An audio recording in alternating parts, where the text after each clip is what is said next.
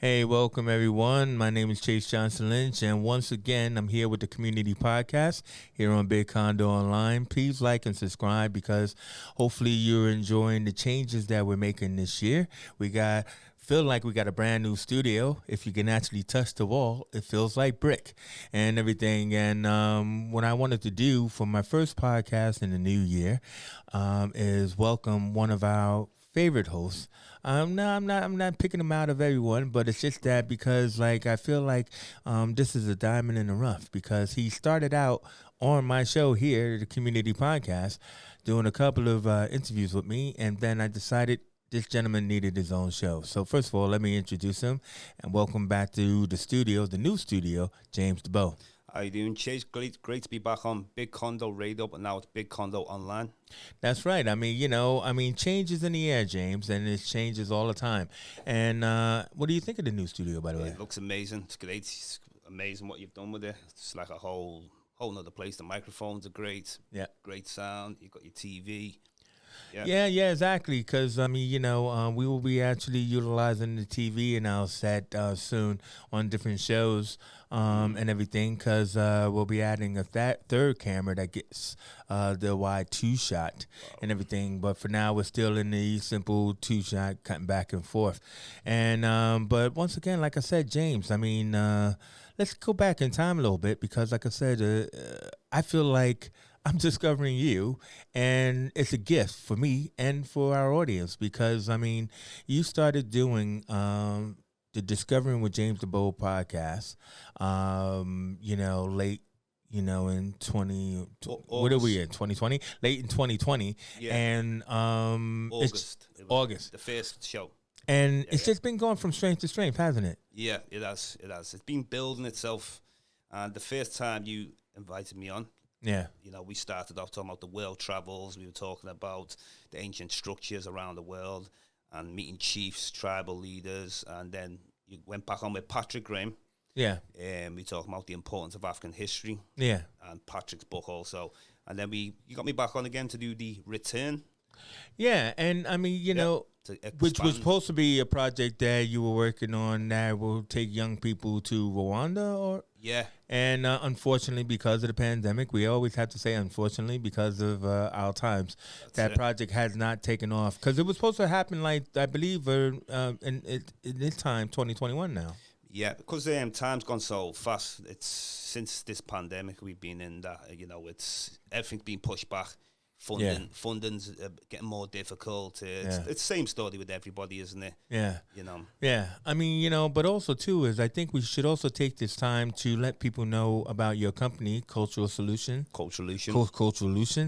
Well, whatever. I'm pretty sure it's a tongue twister for people. But Cultural Solution, CIC, which is also on Instagram and all the social media platforms. Can you just tell people what Cultural Solution is? Well, I called it Cultural Solution. The origin of the name, it was expanding the name of myself. It was called Devolution.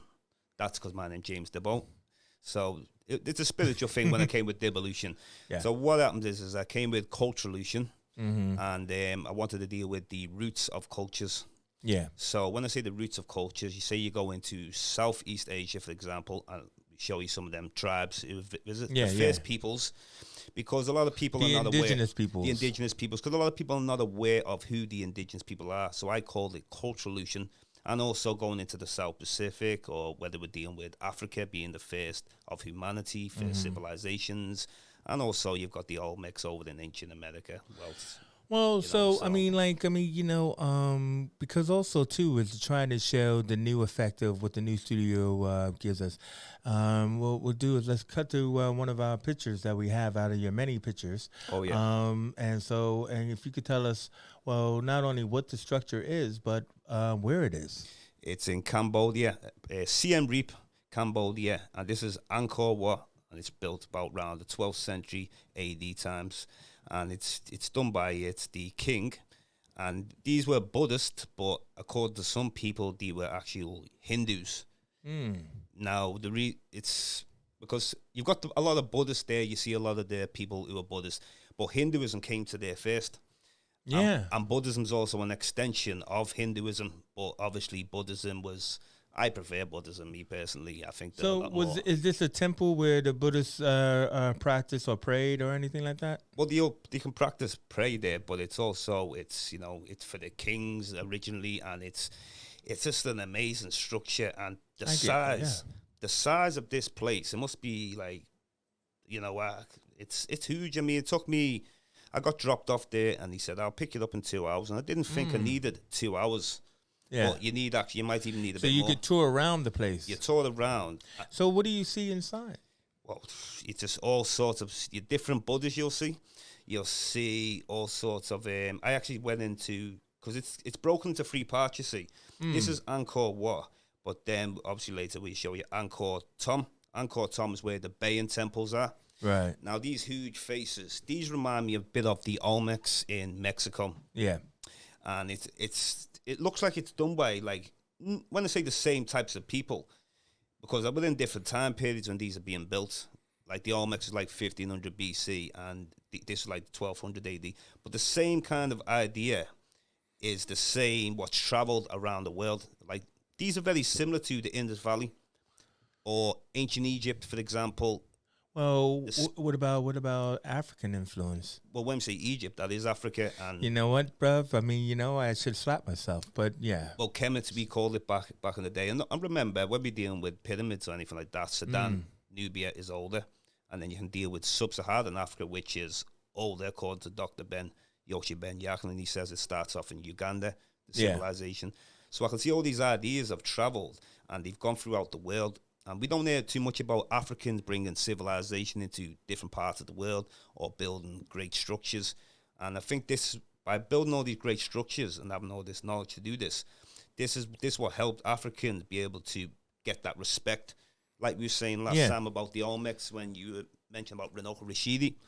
Yeah, but this is what I mean. It's like, because that was one of the great shows that you had brought into Big Condo Online was your hour-long Zoom conversation with Renoka Rashidi. And, I mean, on that show, we couldn't actually show images at that time. But I know if anybody were to actually to look up Renoka Rashidi, he has a lot of pictures with the Olmec heads and everything else like that. But one of the things he often talks about is how, the African kind of structure to the faces of those heads. Yeah. And that's why I was asking, do you think that this has an African influence? Because of, obviously with my own personal research as well, and listening to you as well as Patrick, is like the seafarers from Mali. Yeah. They went all over the world, and Cambodia could have been a place. Well, there's actually a connection with Cambodia and Mexico. There's different. Because I look at the comparative studies, I don't just listen to one person. Obviously. There's a funny story of when the Spanish, the story of the Mayans disappeared. Yeah. Okay. Some people didn't just disappear. Some people believe they got shipped to Cambodia.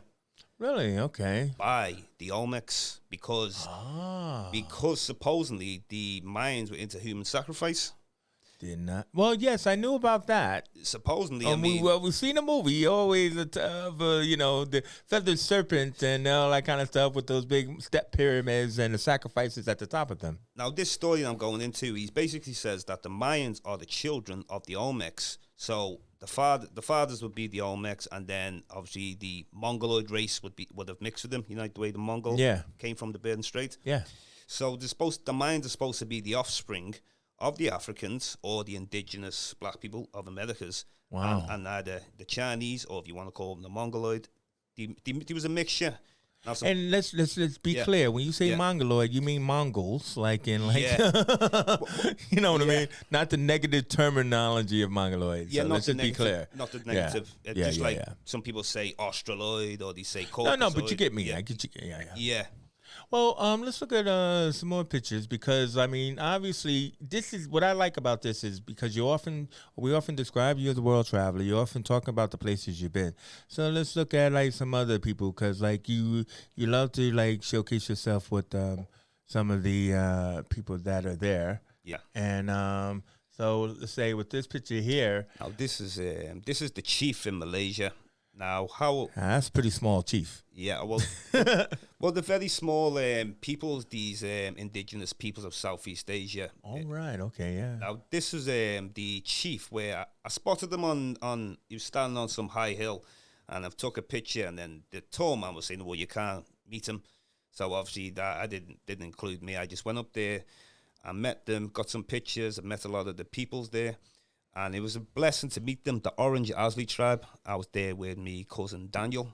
Yeah. And, he's on some of the other pictures. And he's been on one of your shows. He's been on Discovering, hasn't he? Mm-hmm. And it was a great experience there. It's a rainforest. You know, yeah, that's what I'm noticing now. You know, you've got tigers, you've got snakes there. You know, we were using the blow darts, and it was amazing, like, experience. And it's a beautiful rainforest. Hey, do you remember what tribe he's the chief of? He's Orange Asley. Orange Asley. So what does that mean? I mean, never heard that one. It means original people. Nice. Original people or first people. That's how it's kind of described. Right. Cool. And I'm happy to see that they're getting highlighted now, because you don't see nothing about these people, you know. No. I mean, can you explain a little bit about how, like, colonization may have affected the descendants of the original peoples? Yeah, well, we're going way back now. We're dealing with about 40,000 years ago. These are the first people that reached 40,000? At least 40,000. It could be longer. Now, this is That's like 30,000 BC or something? A little longer than that, yeah. What the? I never, I mean, for most people, especially American bad education, 30,000 before Christ. So let's say, for example, when people are going to first leave Africa, these are going to take a coastal migration route, and they're going to cut through where it's kind of Saudi Arabia area, coming into the Persian Gulf, through the coast of India, going through Burma, Southeast Asia, then about 40,000 years ago. And then some have gone to Thailand, Philippines, and then they've spread to Melanesia. Now, these are the first peoples. Now, later on, you're going to get people coming into Malaysia. After that, you're going to, in the last, say, like I say, these are 40,000 years old, but then... How many of them are left, do you think? Oh, they are declining in numbers. Of course they are. That's what I'm saying. How many do you think are left? To give, like, rough figures, I'd say about maybe... Because there's three subgroups. Okay, but I mean, just it doesn't matter mathematically. Like 100, 1,000, or a couple of thousand, I'd say. Okay, a couple of thousand. But I mean, so there's still a survival of that culture, is what I mean. Now they say that 60% you can see them, and the other 40% you don't see them. They just stay out in the wild, and they're more of a hunter gatherer. Yeah. More Neolithic people. Yeah. So let's look at another one, because now I'm really fascinated and intrigued. Okay. And stuff like that. So we're moving into, this is the nighttime when they reached in Thailand. Now this experience was like, I mean, I'm by myself. I've took a 7-hour bus ride. There's about 2 different buses. And I thought, once I got there, I thought, I'm here now. And then a lot of people saying, no, you're not here. And then I'm figuring out, how am I going to get to this rainforest? And it's getting late now. And a few people said to me, there's no buses. Not only how you're going to get there, but how you're going to get back. Well, the bus is finished. So I know, that's what I mean. So I was just like, oh my God. But I'm one of them people, I'm still not giving up. Some people say, why don't you just stay in a local hut or something? And then. Yeah, well, did you? Well, what happened is I met some friendly people, and I said, can you even get a taxi to take me in there? They said, there's no taxis around here. This is south of Thailand. So they said, there's no taxis, but you'll have random people who might just take you in there. And I said, well, okay, what did they charge? They said, oh, we don't charge. So I'm obviously going to give them some. So they've took me in there now. It's about maybe 11 in the night, finally. And then we had to meet up with like a kind of a ranger. And when I say a ranger, like, you can't just go in there in the middle of the night by yourself, because he just start hitting you with the blow darts. And so, yeah, what can we get for this guy? Yeah, so he said, grab a torch. You're going to need your torch. So I'm shining the torch everywhere. And then next minute, he give a little, like a little whistle to them to let them know we're coming. And then we come in there, and I was just amazed to see them just in the little bamboo huts. And they had even huger blowguns. Yeah. So which tribe is this again? This is the Manny tribe. The Manny tribe. Yeah. And weren't you telling me about the Manny before? Yeah, I mentioned about on the return one I did with you. Yeah. I mean, but there was something about the Manny tribe, I think. It wasn't Bantu, but what would you say about the Manny tribe? The Manny tribe, I'd say they'd be dead about, say, 35,000 years ago. And 35,000? Yeah. Now, the same story with the Orange Asley and the Manny tribe. Now, we've got to be careful with the Manny because there's supposedly only about 300 people left. They're like an endangered species. Most definitely. That's why I made up to show them, because eventually, they could just be extinct through whether it's diseases or get killed off or, but they're very special people. And as you can see, they just look just like ourselves, people from Oh, yeah. black but I people mean, you're anyway. looking at their ancestry is like more than that, isn't it? And the history, when we go way back, we're dealing with the first invaders to these lands, like in the last, say about 3,000 years ago, 3,500 years ago. There's an Austronesian migration that comes out of Taiwan and southern China. And this expansion is a large population. And it would have been like a mixture of Mongoloid and Aboriginal people from Taiwan and southern China. Because now south of China now is obviously a lot different than how it was. There was a lot of black folks there. Well, this goes back to what you said on one of the shows you did with me about how there were black samurais. Oh, yeah, ancient, Japan in it. Yeah, but I mean, you're talking about, when you're talking about Australasian or whatever, you're talking about this mixture that went.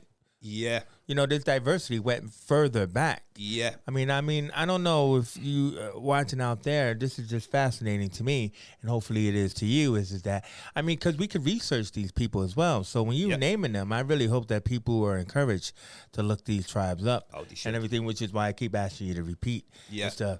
All right, so let's go to the next picture there. Everything, because I'm just curious about time. Yeah, but these are definitely we've got to be careful they don't come extinct soon. I mean, we're moving into Tonga now. This is it's South Pacific. Tonga's considered as Polynesia, the way you have Melanesia, meaning the Black Islands. You have Polynesia, the many islands. You also have Micronesia, which is the small islands. So we're in Polynesia, and this is Tonga. And this is a place that we stayed. It's kind of like a little hostel. I got friendly with the guy who owns it. I still keep in touch with him. Now, this guy obviously is a local fisherman. And this is a local fisherman. And look at them fish in that bowl. I mean, I don't know fish, but they look like a big rainbow trout in a way. But that's some big fish. Very big fish. Well, some of the best places to fish out here, though. Well, I mean, those fish that sea is not poisoned by, plastic. Oh, no. These are healthy. Well, I tasted them, and they were so amazing. Great cooks as well. Well, obviously, yeah. Yeah. You could probably feed the whole village on that. Yeah. And honest to God, it was amazing. And the Tongan people, they're very unique people. I don't really know many people been to Tonga. And, what's it took about 22 hours to fly there? Yeah. I'm just kind of curious, right? I mean, these are great places you've been and people you've seen. But, I mean, obviously, your pictures, the first thing that comes to my mind is the colonization again, because they're wearing kind of like Western style clothing. Yeah. Now, I'm not expecting them to be, native and wearing grass skirts. Please don't think I'm saying that. But, I mean, I just wonder, obviously for you, according to their culture and, traditions, I mean, is there anything that is different that they've maintained that you found different to what we have in the Western? Yeah. Well, I'd say what the good thing about Tonga is you see a lot of green there. I can imagine. Now there's not too many shops once you start driving into an area where it's just road and it's just all grass everywhere. Yeah. And every now and again you'll see a little small shop pop up. Yeah. A Chinese owned shop, and it's since in the last day we're in now. Say I went there 2015, so. You've got different people from Asia sort of trying to move into the Pacific. But this is not a new thing. To some people, it looks like a new thing. Right. It has been an expansion, like we were talking about, the Mongoloid invasions into ancient America. Yeah. This has been going on through Southeast Asia, like we've seen with the Manny, the Orange Asley, the expansion of the Mongoloid. You had Genghis Khan. Yeah. People like that. And they've been, this is why they call these Polynesians, and because there was a mixture of Austronesians. It's like the mixture of the blacks and the Mongoloid race. And that's why some of them look similar. You see some of the Tongans. I'm kind of curious about when you're using the term Nesians, right? Because you got Polynesians, you got Micronesians. I mean, what does Nesian mean? Nesian, that's a good question. That I'm not too sure what the Nesian actually means, but it's basically it's put there by Europeans, isn't it? You know, that's what it basically is. So, and here we go. Okay, this is the chief in the Fiji Islands. And this is Nadi, Fiji. And Nadi, Fiji? Nadi, yeah. Now, how it work with him is I got talking so well to the local people. And then I was explaining to them when I knew about them coming from Africa. Yeah. And they were really happy that I embraced their culture before they got there. And, you know, we just got on so well. In the end, he said, I want you to meet the chief. So we had to meet the spokesman first. Yeah, of course. Be a show. Was there a language barrier? No, they actually speak very good English, the Fijian. It's not the first language. I can't really see in his facial structure, like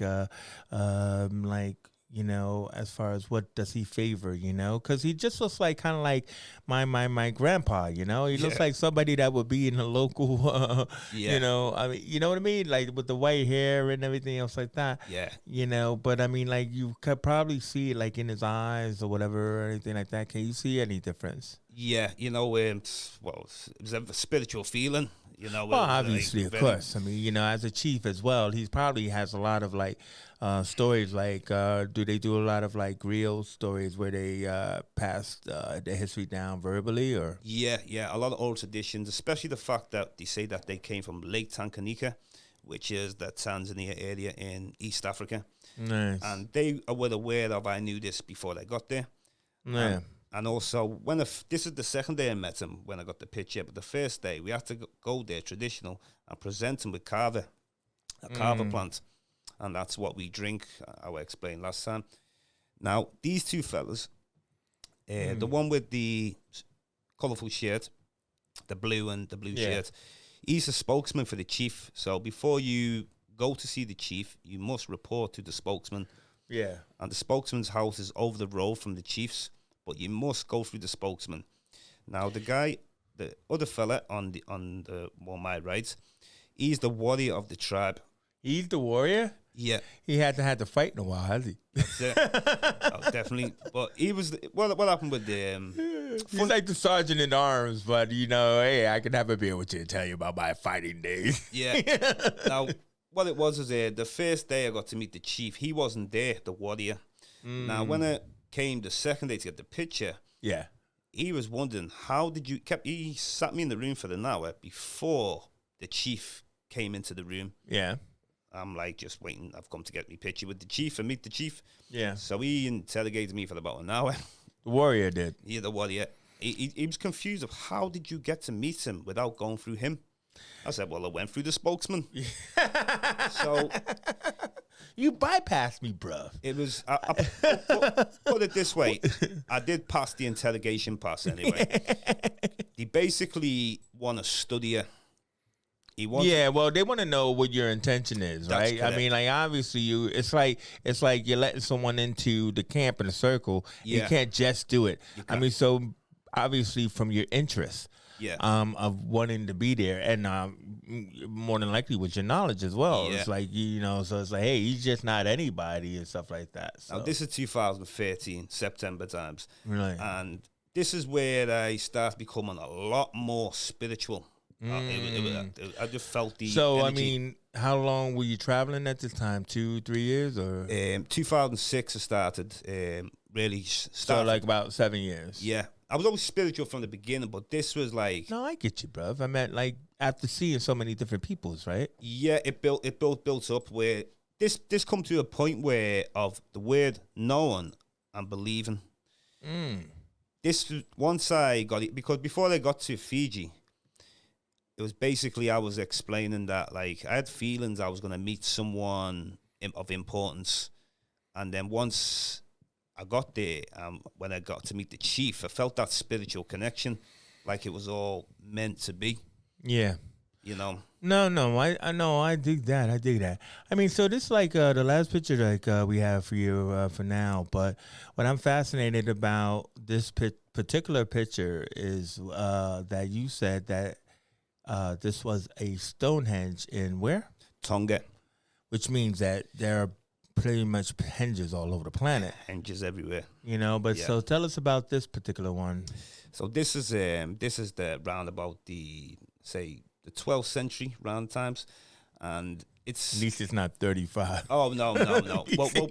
Well, people did only enter Tonga supposedly around just after people entered Fiji, so 1500 BC. Right. So they would have later just entered Tonga not long after that. Now this is the Stonehenge, and it's so how many of these structures are there? Is it just this one, or are there a couple next to each other? Well, this is the only actual Stonehenge like we're looking at.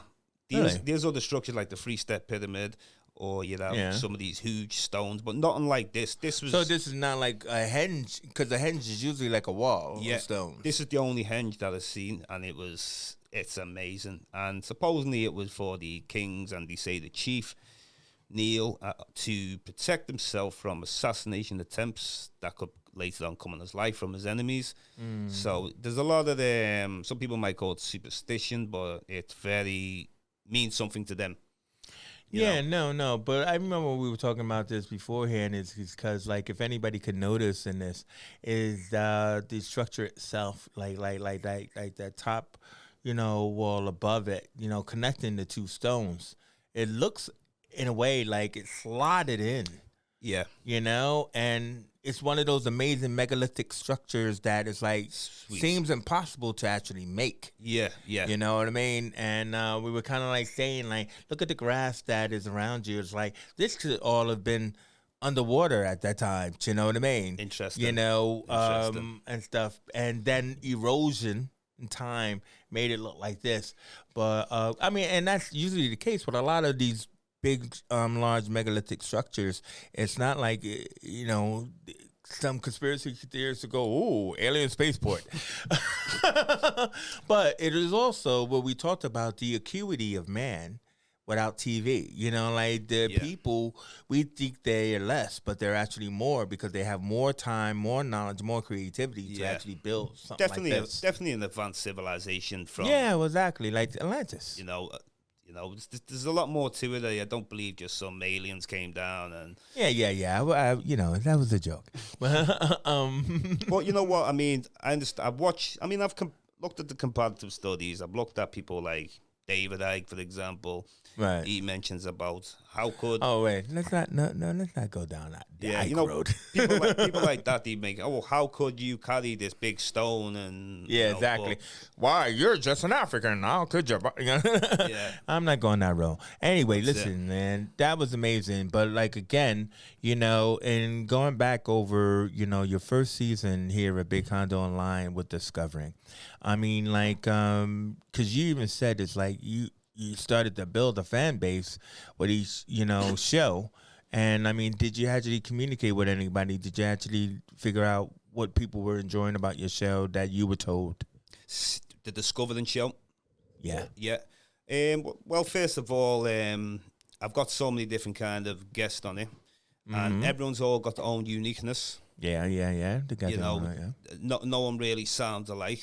And I think with especially in Liverpool, we need something like this, Yeah, I mean, because also too is we just had a heavy year and hopefully coming out of it. But it was like, to me, like if I had to describe what I think is important about the Discovering with James Diboe show is I look at it as a world history show. I look at it as the information that is transferred. The topics that are talked about. I find myself enlightened, educated about things, and inspired to go check things out. Yeah. You know what I mean? And like with that being said, is that coming to the end of your season, we're looking to obviously do a season 2, but we were about to launch a special that involves these pictures. So can you just tell people a little bit about the special that will be coming up? Yeah, so we've got a slideshow coming up soon about a lot of different places in the world. Some of them are like pictures like you see now, some of the structures around the world, plus the indigenous peoples around the world. Some people you can call them tribes, indigenous peoples. And the reason why I say indigenous tribes and peoples, because sometimes people look how someone's dressed, so. But definitely I'm looking forward to it because this is anticipated. I felt like I should have done this a long time ago, but maybe now is the right time to start promoting it more, which I always like put on social media. Like I send a lot of pictures of chiefs, different places, but now it's time to do a solid but a picture, slideshow. I mean, like the words, the stories are a lot more in depth, I think. Most definitely. And if you're enjoying the show as it is like to be able to look at a special that is strictly going to be on these kind of like visual representations of your travels. Yeah.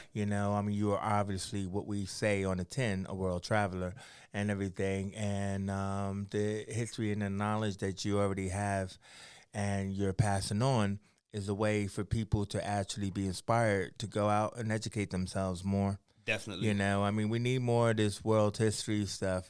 I mean, we could continue to call it Black History until they actually start doing it. But we need more of this. And I got to tell you, because what I would really like to know really is that what is it about those cultures? So, like, you often talk about who you've met, you're being there, but I would love to really know more about these tribes that you're talking about. I mean, what are their customs? What were they known for? Like it's kind of like when you talk about hunter gatherers or Neolithic peoples. There are people that had a specialty. When you talk about the Maasai and all of those kind of things, they had a specialism that they're famous for. So I mean, I would like to know more about that myself. And everything, and but also too is that because Big Condo Online is changing, what we're doing is we're also opening ourselves up for call-ins. Because I mean, like I know that when you start talking about this, that, and the guy, well, my mind get blown, and so hopefully, people could actually call in or send a message in. We're gonna probably also, create maybe a discovering page that you could get through Big Condo Online. So and when the new season starts, people will be able to actually send in questions that you can actually relate to on air. So it's like, okay, we got a question from this person, question from that person. So either way is we're trying to build, we're trying to grow, and I look forward to discovering with James Diboe coming in for season 2. Definitely. And I hope you will be able to watch. So we know that this is coming out and everything, and to watch your review, your slideshow review special. Oh yeah. And then I think we already are kind of joked, but really we'll hopefully get Minoko Rashidi back as well. Oh, definitely be happy to get Minoko Rashidi back. I mean, I keep in touch with him. He does a lot of different Zooms. You can watch him on the YouTube. He's still, because he can't travel himself. Yeah. And this is the man who's been 125 countries around the world in search of the global African presence. So he's like, I mean, he's had his time to do all the traveling, but I can see he still wants to do it like myself, and he's inspired me a lot. Well, then also hopefully, I know like Raz Congo, he's looking to come back on here before he heads off to Rwanda and everything like that, if he could get out of the country. Oh yeah, Raz. But like maybe when he gets over there to Rwanda, hopefully he can contact us from there, and then we can actually get do that kind of a Zoom as well. So there's a potential. I mean, the main thing I would just like to say is that discovering with James Diboe is always about discovering something new. That's it. Definitely. You know what I mean? Definitely. And I mean, it's like for you are the man who is bringing that discovery to us. And so we'd like to thank you for that here at Big Condo Online. So please, if you enjoyed this updated podcast here with James, please, again, like and subscribe. And also, let's start to make ourselves interactive where we can, like, get more education. More education comes from more questions. That's So right. more questions from you, the audience. What would you like to ask James about? Because you have been watching, and please, you can always follow up because the playlist is now on. As it always been, is. Did you also know, James? Yeah, I seen the Wait, playlist. wait. Did you also know, James? That Big Condo Online is also on the audio podcast platforms. I didn't know. Isn't that right, Blake? So that means you, we'll send you the link, but definitely. you can send everybody your audio so that they could just listen to you talk. But Wow. you're on Spotify. Wow. You're on Google Podcasts. Wow, amazing. You're on Apple Music. Unbelievable. You know what I mean? Wow. So, this has only just occurred at this time. But, so if you want to follow, again, Big Condo Online, all our new programs that we are giving you this year, we have now put them all on audio podcasts, so you can listen to them in your car. You know what I mean? And everything. And so the main thing is you can listen to this man talk about history, travel, the world, and everything. So we definitely look forward to you returning. Oh yeah. In the new year and stuff. So once again, I'd like to thank James Diboe for coming to me here on the Community Podcast once again. Thank you very much, Chase. And I always look forward to being on the Big Condo Online. It's a long history from back in August. Now we're 6 months ahead. Yeah. So much has happened. Well, no, exactly. We're in the new year and we're in new things. So I'd like to thank you guys for watching. Again, please like and subscribe. It's that call to action. And let us know what you think and who else or maybe you want to hear and find out more about. I'm Chief Johnson Lynch. This is the Community Podcast, and we're out of here. Peace out, everyone. Thank you.